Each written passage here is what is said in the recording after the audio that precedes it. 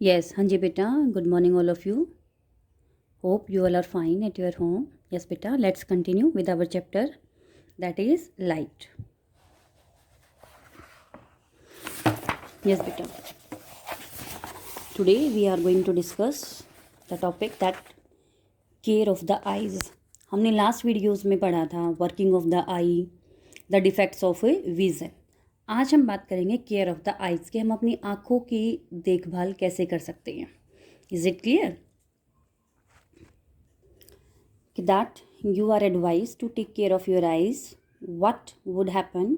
You will not take care of your eyes. अगर आप अपनी आँखों की टेक केयर नहीं करोगे, देखभाल नहीं करोगे, तो क्या होगा? The world is beautiful because we can see and admire it with our eyes. Our eyes are very important organ of our body.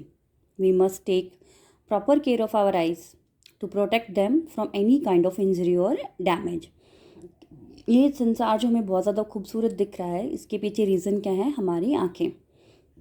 Our eyes are very important organ of our body. जो eyes है हमारी body का बहुत ही important organ है और हमें उसे injury से बचाना है.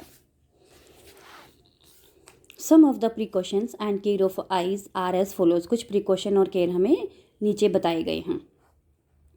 टू लिटिल और too much light is bad for eyes. Hence, do not read or write in dim light because it can cause eye strain and headaches. Too much light can damage the retina of the eye. Avoid looking directly at bright and powerful lights. आपको ना तो बहुत ज़्यादा कम light में पढ़ना है, ना ही बहुत ज़्यादा ब्राइट लाइट के अंदर. दोनों ही काजेज़ के इफ़ेक्ट हमारे रेटिना पे होता है और हमारा रेटिना बहुत ज़्यादा लाइट से डैमेज भी हो सकता है. अगर हम बहुत कम लाइट में पढ़ेंगे, डिम लाइट में पढ़ेंगे, तो हमें आई स्ट्रेन या हेडेक्स की प्रॉब्लम स्टार्ट हो सकती हैं. Never rub your eyes. It dust goes into your eyes. Wash your eyes with clear water. Never rub, आपको अपनी आँखों को कभी रब नहीं करना चाहिए. अगर डस्ट आपकी आँखों में चला गया, देन अपनी open your eyes with clean water. Wash your eyes frequently with clean water. आपको अपनी आँखों को फ्रिक्वेंटली मीन्स जल्दी जल्दी साफ़ पानी से धोना चाहिए. Always red a book from the normal distance. Never read a book by bringing it too close or too far from the eyes. आपको बुक्स को एक नॉर्मल डिस्टेंस पे रख के पढ़ना चाहिए, ना तो उन्हें बहुत ज़्यादा क्लोज लाना चाहिए, ना ही बहुत ज़्यादा दूर.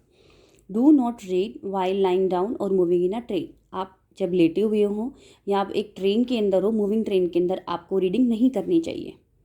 यूज़ क्लीन टॉवल्स और handkerchief for your eyes. Do not use others towel and never share your towels with others. आपको साफ़ तौलिया यूज़ करना चाहिए या साफ़ हैंकी का यूज़ करना चाहिए अपनी आँखों को क्लीन करने के लिए. ना ही दूसरे का टावल यूज़ करना है, ना ही आपको अपना टावल उनके साथ शेयर करना है.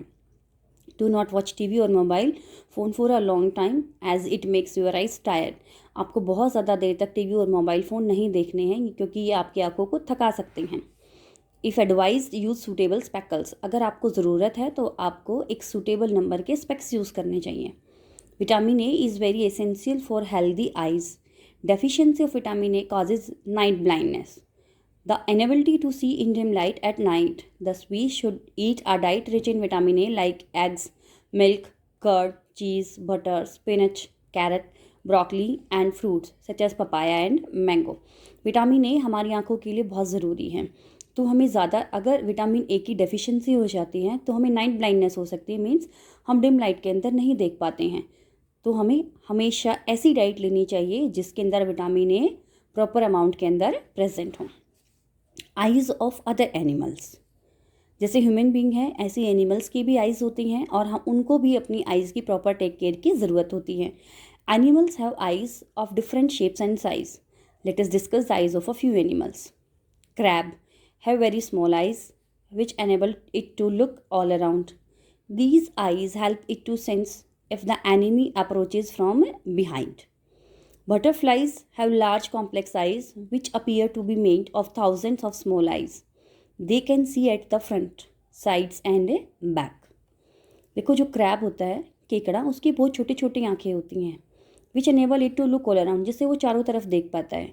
These eyes help to it to sense if the enemy approaches from behind. अगर पीछे से कोई एनिमी यानी कोई भी शत्रु उसका एनिमी उसकी तरफ आ रहा है तो वो पहले से ही क्या कर जाता है, उसको सेंस आ जाती है, मीन्स फील हो जाता है उसको। बटरफ्लाइज, उनकी कॉम्प्लेक्स आइज होती हैं जो अपीयर करती हैं to be made of thousands of small eyes. ऐसी होती है कि छोटी छोटी बहुत सारी आंखों की तरह दिखते हैं। They can see at the front, वो सामने भी देख पाते हैं, साइड में भी और बैक में भी। Owl can see very well in the dim light, owl dim light में भी आराम से देख पाता है। Hence it is more active at night, तो ये रात में ज़्यादा एक्टिव होता है, but not during the day. It is because it has a large cornea and a large pupil to allow more light into its eyes. It has a large number of road sales, इसके पास बहुत ज़्यादा amount में road sales present होती हैं, which are sensitive to dim light as on its retina, जो dim light के लिए क्या होती हैं, ज़्यादा सेंसिटिव होती हैं। Kite and eagle can see very clearly during the day but not at night, जो काइट और ईगल होती हैं वो दिन में बहुत अच्छे से देख पाते हैं लेकिन रात में नहीं। It is because they have more number of cone cells and fewer rod cells, क्योंकि उनके पास कॉर्न सेल्स ज़्यादा होती हैं और रोड सेल्स क्या होती हैं, कम। Visually challenge persons can read and write, जो विजुअली चैलेंज पर्सनस होते हैं वो भी क्या करते हैं, आराम से पढ़ पाते हैं, लिख पाते हैं। Some people can not see at all since birth and some lose their eyesight due to any eye injury or disease. People who are unable to see are called visually challenged. Blindness can be curable or incurable. Curable blindness can be cured by surgery or replacing the faulty eye part. Visually impaired people depend on their other senses like touch and hearing. Some additional resources like optical aids or non-optical aids can help them read and write better. देखो, जो visually people होते हैं, visually challenge people who are unable, जो देखने में सक्षम नहीं होते, ये दो तरह के होते हैं, कुछ बाय बर्थ होते हैं और कुछ बाद में होते हैं। और कुछ डिजीज़ हमारे पास क्यूरेबल होते हैं, क्यूरेबल जिसको हम ठीक कर सकते हैं बाय सर्जरी, कुछ फॉल्टी आई पार्ट्स को रिप्लेस करके, लेकिन कुछ विजुअली इम्पेयर्ड ऐसे होते हैं जिनको हम ठीक नहीं कर सकते। So they have other sense also, उनके पास दूसरी सेंस भी प्रेजेंट होती है, टच की और सुनने की। नेक्स्ट हमारे पास होते हैं optical aids. These include bifocal lenses, contact lenses, magnifiers and telescopic ads.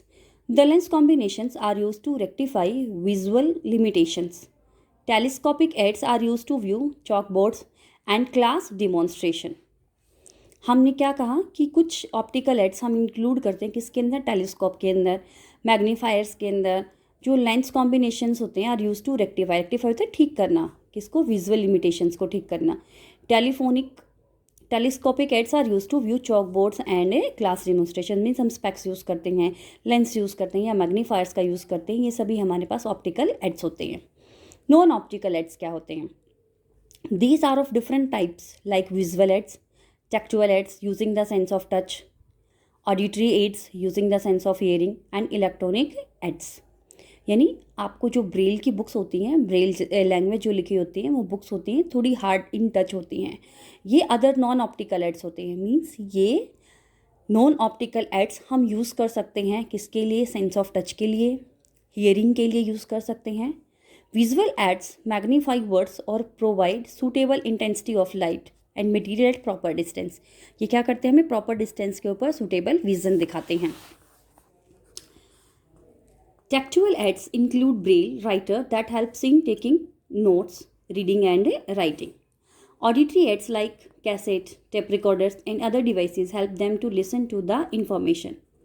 Electronic aids include talking gadgets which perform various tasks on voice commands. क्या करते हैं, जो इलेक्ट्रॉनिक एड्स होते हैं हम उनको कोई भी टास्क देते हैं और वो सुनकर उसके ऊपर क्या करते हैं, वर्क करते हैं। Next is our Braille system.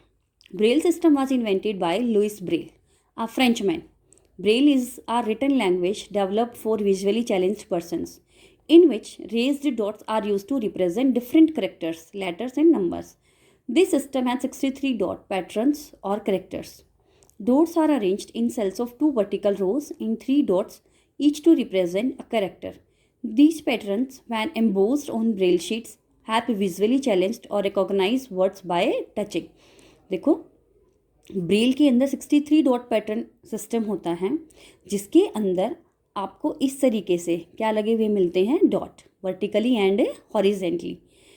इस तरह से हम पढ़ते हैं तो वो हॉरिजेंटली होता है और इस तरह से अगर हम पढ़ते हैं तो वर्टिकली रीजन्स लाइंस होती हैं।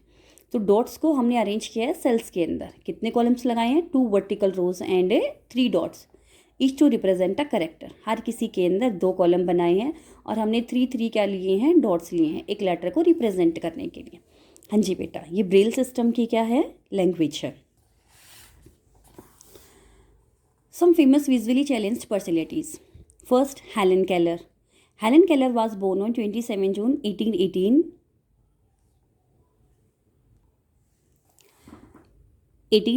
in Alabama. She was the first deaf and blind person who received a bachelor's degree in arts. When she was only 18 months old, she suffered from an unknown illness called scarlet fever and lost her hearing and vision.